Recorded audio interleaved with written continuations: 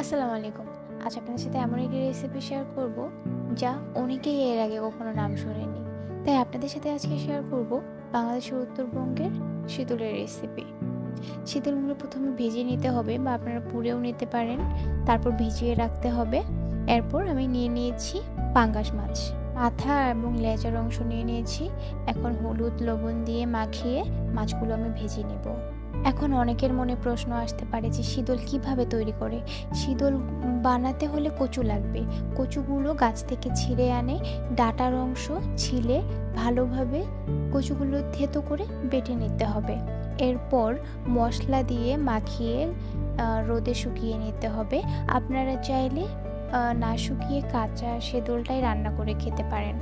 মাছগুলো আমি ভাজছি, এর ফাঁকে সেদলের দলাগুলো নরম হয়ে এসছে, সেগুলো আমি ভেঙে নিচ্ছি। মাছগুলো প্রায় ভাজা হয়ে